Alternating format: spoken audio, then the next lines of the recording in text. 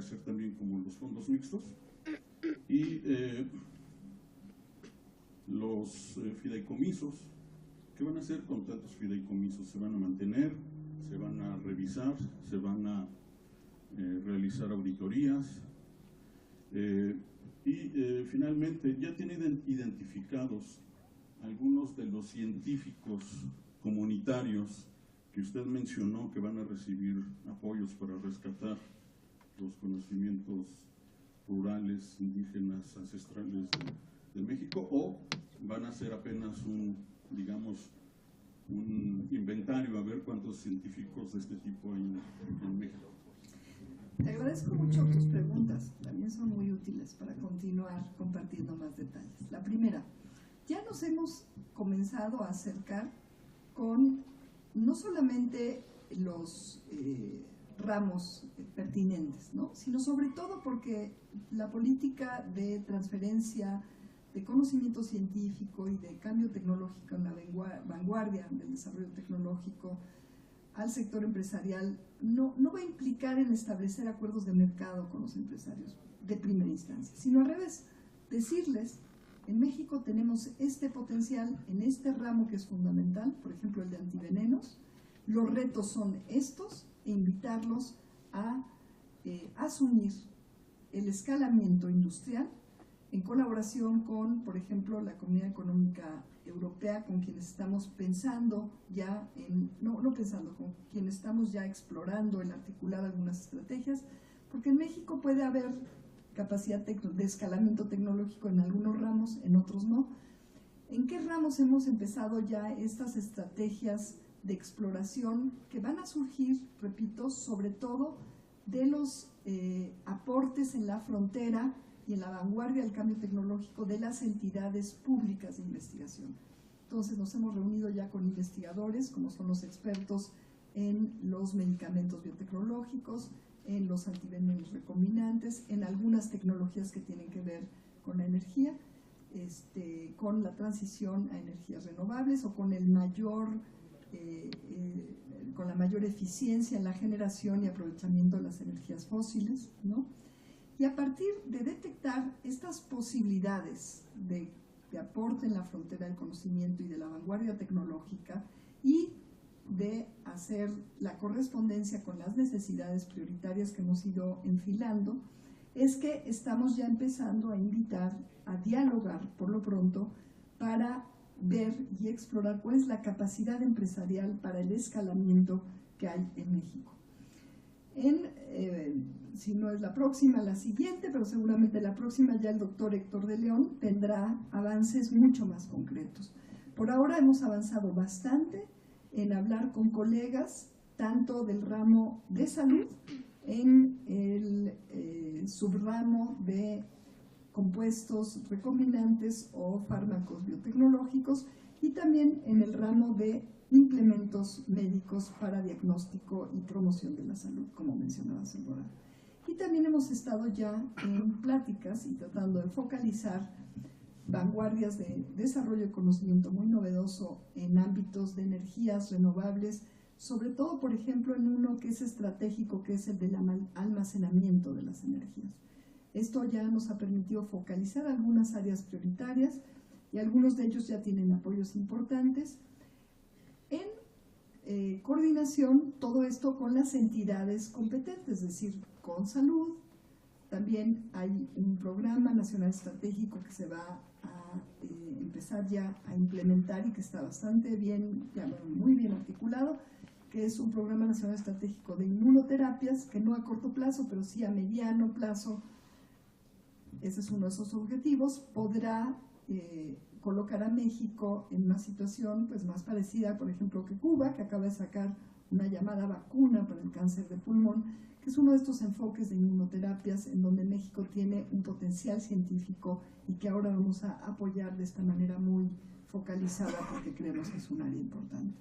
Entonces la lógica va a ser incentivar el desarrollo de estos grupos de científicos o tecnólogos con capacidad de proponer algo con potencial de convertirse en un desarrollo realmente virtuoso y de escalarse a nivel de industrias nacionales y en colaboración con ellos articular una nueva política de innovación en términos de demandas muy concretas a las empresas. Y como bien dice usted, y estoy completamente de acuerdo, el tiempo pasa muy rápido, estamos ya entrevistando sobre todo a los científicos que tienen en sus manos descubrimientos y conocimiento que potencialmente puede redundar en un cambio tecnológico y en una innovación, es decir, ya en un aporte a la sociedad a través de una colaboración con el sector público o con el sector privado. El segundo punto tiene mucho que ver con esto. ¿Cómo vamos a fiscalizar, cómo vamos a articular, que es la palabra que yo más prefiero? Bueno, pues ahora hay una condición y hemos establecido ya comunicación muy estrecha con las diferentes entidades. Por ejemplo, el Fondo Sectorial de Ambiente, pues vamos a ya llegar ahí a un acuerdo, ya tenemos un acuerdo de colaboración sustantiva en torno al tratamiento de los desechos sólidos en un programa de basura cero, que de hecho empezó ¿dónde? En la UNAM, en el campus Morelos. Ahí hay un ejemplo de un aporte novedoso, un enfoque sistémico del manejo de los recursos sólidos, pero también hay una demanda concreta de la población que es atender, ir uno a uno, primero generando un modelo científico-tecnológico y de incidencia ya con un liderazgo claro de la Secretaría del Medio Ambiente para remediar y sanear los grandes tiraderos a cielo abierto que implican a pasivos tremendos para este país, ambientales y sociales en general, en particular en salud, ¿no? Entonces ahí el Consejo pues va a contribuir con recursos y a través del Fondo Sectorial también la Secretaría del Medio Ambiente y sobre todo también no solamente con recursos sino con capacidades. Ahí se da un ejemplo claro de cómo vamos a acordar el que estos recursos públicos entre las secretarías y el Consejo Nacional de Humanidades, Ciencias y Tecnologías se utilicen de la mejor manera posible, es decir, con la mayor eficiencia, eficacia y con el mayor impacto virtuoso. Entonces, esa va a ser la forma. Los fondos sectoriales este año van a permanecer abiertos porque creemos que pueden ser un instrumento muy claro de articulación y de consolidación de los criterios para el ejercicio de estos recursos, en tanto se cambia la política y de inicio se consolidan más recursos en la cabeza del sector, que es el CONACYT, sin perder nunca la articulación y la vocación de servicio de este Consejo, articulando las capacidades humanísticas, científicas y tecnológicas a los diferentes sectores del gobierno. No sé si me expliqué, pero con fondos sectoriales o sin fondos sectoriales, el compromiso tanto de los titulares de las secretarías, del gabinete del señor presidente, como de el Consejo Nacional de Humanidades, Ciencias y Tecnologías, es lograr una articulación tal que el conocimiento y las capacidades humanísticas, científicas y tecnológicas de este país lleguen lo más rápido y más eficientemente posible a sustentar, apoyar, a complementar las acciones de autoridad o los actos de autoridad y también el desarrollo de las políticas públicas de este país. A mediados del año les podré estar diciendo cuáles van a ser los acuerdos. Esto no lo puedo yo decidir, no lo debo yo decidir.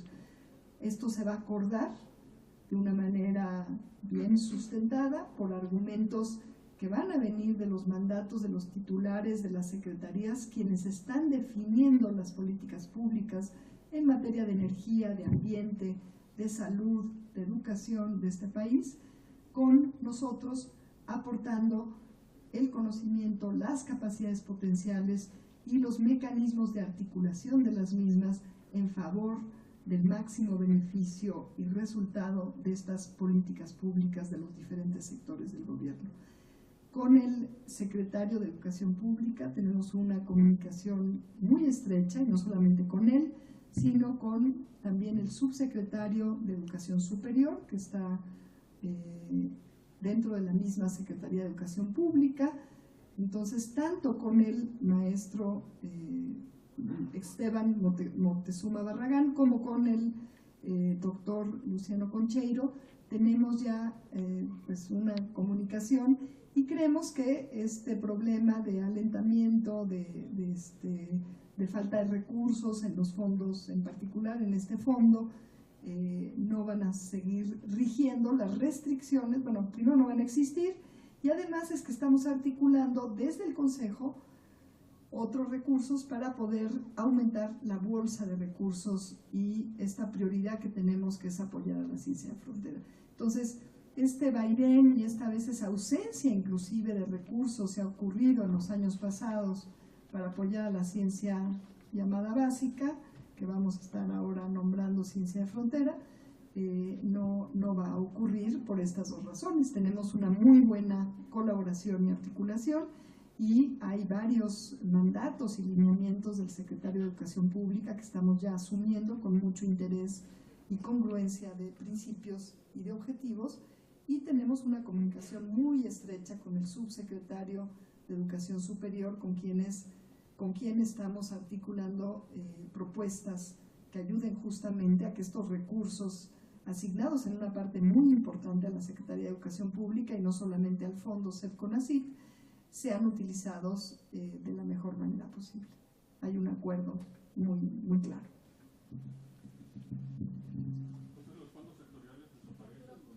Por eso decía, alrededor esa decisión no la puedo tomar yo, esa decisión tiene que surgir de una decisión conjunta entre los titulares de las diferentes secretarías, que dialogaremos en los próximos meses, y creemos que en los próximos 6 meses estaremos teniendo información. Aquí la doctora Carmen de la Pesa quiere complementar.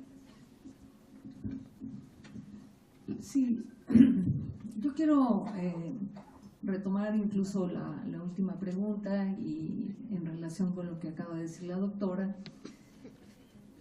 Una cosa es desaparecer los fondos y otra, muy diferente, consolidar. Me parece que lo que estamos tratando de hacer, y voy a poner un ejemplo, es que toda nuestra capacidad instalada en el CONACYT la estamos utilizando en múltiples convocatorias que pulverizan los recursos. Es decir, que la última convocatoria de ciencia básica es uno de los ejemplos de lo que ocurre. Como tenemos varias bolsitas que fueron, y digo bolsitas porque son relativamente pequeñas, que fueron creciendo en función de una lógica comprensible, pero que en este momento no se sostiene, que es que el CONACYT fue jalando recursos y invitando a los sectores, a los estados, a participar en un proyecto de ciencia y tecnología. Hoy crecimos de una manera que es irracional. Tenemos 65 fondos, fideicomisos y 65 bolsitas, y cada concurso, por cada una de las convocatorias, nos obliga a un trabajo inmenso. Nada más para poner un ejemplo, en la última convocatoria de ciencia básica hubo 5,000 solicitudes, de las cuales pudimos atender 270.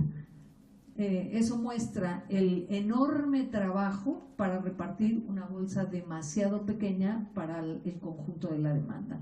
Entonces, no van a desaparecer los fondos, se van a consolidar, para que en lugar de hacer 25 convocatorias en las que, como no me tocó, vuelvo a concursar y me evalúan en el número de veces, ¿verdad?, se haga una convocatoria con fondos suficientes para no repetir el mismo trabajo, como abrir y cerrar agujeros de una manera inútil. Entonces, esa es la idea, consolidar, no desaparecer. Ahora, otra cuestión que con un cierto dejo de ironía usted señaló en relación con las comunidades y los saberes que creo que merecen todo nuestro respeto. Una de las grandes condiciones por las cuales el reclamo del señor presidente del 22 de septiembre fue muy interpelador para mí, que he sido 45 años académica e investigadora y que ahora estoy en la función pública, y es ¿qué ha pasado con una comunidad académica consolidada que ha crecido sustancialmente? ¿Y por qué entonces el país ha decrecido? Pues a mí me interpeló fuertemente esa pregunta, y creo que la razón es, hay dos razones sustantivas. Una, la desarticulación entre la comunidad académica y el sector público. O sea, nosotros producimos conocimiento que después no es recuperado por aquellos que tienen a su cargo la política pública. Y la otra, que es más importante todavía, que es que las comunidades se sienten totalmente ajenas y hay un divorcio y una separación entre las comunidades destinatarias de nuestro conocimiento y la comunidad científica. Pongamos un ejemplo. Un médico, en su terminología científica, se comunica o no se comunica con un paciente. ¿De qué sirve todo el saber médico si el paciente no se pega al tratamiento? ¿Por qué? Porque hay una incomprensión mutua. Pues este acercamiento con la comunidad destinataria de nuestro conocimiento y el reconocimiento de su experiencia y de sus saberes es sustantivo para poder avanzar en la solución conjunta de los problemas. Por eso se llama comunicación horizontal de saberes. Si nosotros en nuestro castillo de cristal estamos arriba y desconsideramos los saberes de la comunidad, no lograremos avanzar, y por eso también no hemos conseguido avanzar. Entonces, este diálogo horizontal de saberes es sustantivo para comprender las condiciones concretas de esas personas que pretendemos que sean destinatarias de nuestro conocimiento, pero también para recuperar su propio saber. Yo reto a cualquiera de los que estamos aquí que nos dejen abandonados 2 días en la selva lacandona, a ver si logramos sobrevivir con todos nuestros conocimientos científicos. De modo que hay saberes que ellos tienen que nosotros tenemos que respetar y considerar. Ese es el objetivo. ¿Y cómo nos...? Ahora, hay un conjunto de investigadores en distintos ámbitos de las humanidades y las ciencias sociales y exactas que ya tienen esta articulación con estas comunidades. O sea, no estamos inventándonos y buscando una clientela nueva. Están ahí y estamos trabajando hace muchos años con ellos. Entonces, solo es darle visibilidad y presencia en este consejo que es de todos.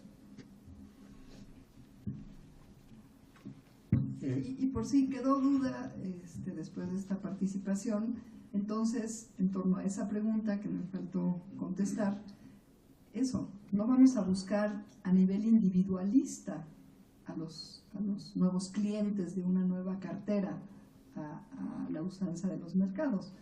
Vamos a establecer un modo distinto, que es comunitario y que es colectivo, inclusive de creación de conocimiento nuevo, ¿no? Entonces, a su pregunta, si tengo ya identificados algunos de estos científicos comunitarios, pues creo que la participación de la doctora Carmen de la Peza y esta aclaración puede responder a su pregunta. No es la finalidad el identificar a individuos, a clientes nuevos, sino el generar una nueva forma comunitaria, colectiva, en una estrecha relación con estas comunidades que generalmente lo hacen de manera comunitaria. Estaremos dando algunos ejemplos muy pronto. ¿Hay más preguntas? Por acá estaba... Sí, acá. Ajá. Soy el doctor Alejandro Ayala, del Instituto de Ciencias Nucleares de la UNAM. Y primero que nada, celebro que ahora... No te veo. Acá. están considerando que las evaluaciones internacionales tengan el peso que debieron haber tenido desde hace mucho tiempo para los proyectos de toda índole. ¿Por qué? Al final de cuentas, la ciencia que antes se llamaba básica, ahora se llama frontera, es una ciencia que se inscribe en un ambiente internacional y siempre debe ser juzgada con esos criterios. Y en el mismo sentido también celebro la reestructuración que estoy escuchando, se plantea o se piensa hacer respecto a cómo se va a financiar la investigación. Pero yo, no sé, tú estás consciente de que un grupo de académicos hemos hecho llegar una carta en la que nos preocupa que las evaluaciones hechas con los criterios anteriores, pero que al final de cuentas resultaron en proyectos altamente recomendables, tengan que ser nuevamente sometidos a concurso con toda la carga administrativa que conlleva y que es ineficiente. La pregunta en concreto es, ¿qué tienen en mente hacer para ese tipo de proyectos que se han evaluado favorablemente en convocatorias pasadas, no nada más me refiero a la anterior, para tratar de ver si se puede rescatar esos dictámenes, aun si no fueron hechos de manera internacional, pero que han sido juzgados como altamente recomendables? Sí, muchas gracias. Primero aclarar que cuando la doctora Carmen de la Peza hablaba de estas 5,000 y pico propuestas de investigación, de las cuales solamente se apoyó el 5%, esto fue trabajo todavía de la gestión pasada. Ella habló en plural, inclusive se adjudicó esta chamba, pero en afán de darle continuidad a la institucionalidad. Pero ese fue trabajo hecho en los últimos meses de la administración pasada, ¿no? Y, por cierto, yo no tengo todavía esa carta de la que usted habla. Ya tenía directamente de colegas esta inquietud, ¿no? De colegas cercanos, ¿no? Y entonces nos dimos a la tarea, la doctora Carmen de la Peza y una servidora, sobre todo ella con sus colaboradores, de revisar los números, de revisar los mecanismos. Nuestra primera reacción fue decir, bueno, pues sí, a lo mejor hay que aprovechar ese esfuerzo gigantesco, no solamente de los colegas, sino de las comisiones dictaminadoras o evaluadoras. Pero conforme fuimos revisando, nos fuimos convenciendo de que es muy difícil realmente asumir decisiones y procesos que no fueron hechos con transparencia, y le explico. De las propuestas que salieron anunciadas como sí aprobadas, ¿no? Financiadas, algunas no correspondían, y porque además estaban algunas y otras no, a las secuencias de prelación que habían dejado los colegas de las comisiones evaluadoras. Entonces nos dimos a la tarea de tratar de rescatar esta información para entender esta incongruencia, porque no nos llegó solamente una carta de los colegas que dedicaron todo su esfuerzo y tiempo a evaluar, sino varias. Y no la tenemos, no sabemos cuáles eran los criterios de quien estaba en ese momento, que por cierto ya no estaba cuando nosotros llegamos en la dirección de ciencia básica, ahora es director interino de uno de los centros públicos de investigación, el doctor Bonilla, y tampoco estaban los datos para poder tener realmente transparencia de cuáles fueron los criterios, de cómo se asignaron a los evaluadores, de cuáles fueron sus razones científicas para señalar a un proyecto como altamente recomendable y no a otros.